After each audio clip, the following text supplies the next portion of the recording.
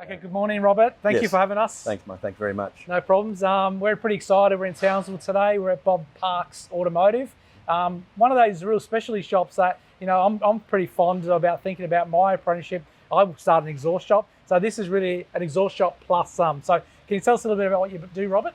Yeah, just like you said, we evolved as an exhaust shop back in the 70s with my dad, Bob. And we found pretty soon that the popularity was that good that we could evolve in mechanical with it. So going back to the early 80s, we started having automotive mechanics, and it just spread and spread. So, yeah, excellent. Yeah. And you've got, how many staff you got here? I know we've definitely got a couple of apprentices that we look after. Yep. So we've got 4 apprentices now, and we've got 5 tradesmen, and 3 guys out the front. So it's a bit of an operation. So yeah, it's a bit going on. Yeah, and with the exhaust side, certainly the materials are getting better. Have you seen that change in the last 5 to 10 years, that side of the business?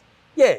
I mean, the evolvement out of mild steel to stainless steel probably hurt the old exhaust industry, us poor guys. Sure. But yeah, I think the production from overseas, I think in early years was a little bit shabby, but I think it's improved as the years gone on. Yeah. And is that a skill that your guys have to actually build exhaust systems, or is it mainly off the shelf stuff? Yep. No, we still actually got the exhaust pipe bender and custom make.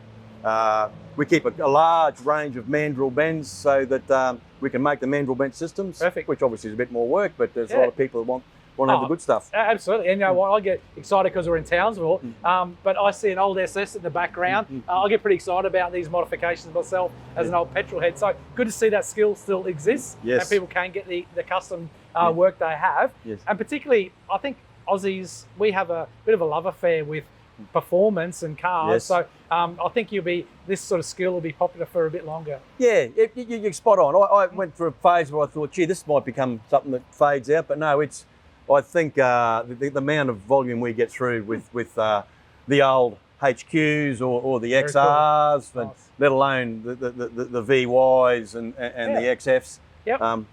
They just keep coming. They just keep popping Fantastic. Good to hear. And how does the V8 sort of round affect you this time of year? Is a bit of a buzz in the air, or? Yeah, it's great. I think it's plateaued out. I mean, the early years were super exciting, and I think it plateaued out a little bit. I think, but the excitement is definitely maintained. Yep. It's the whole North Queensland region.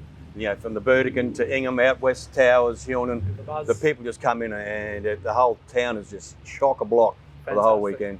And I just want to touch on training if I can. I know you got a couple of apprentices through the place. How do you find keeping up with the technology and the training for your business as vehicles start to evolve? Yeah, I think organisations like yourselves are well on top of it. Our boys are definitely getting the content and the quality they require. Fabulous. It's going to be interesting going ahead with maybe the electrification of everything. But correct.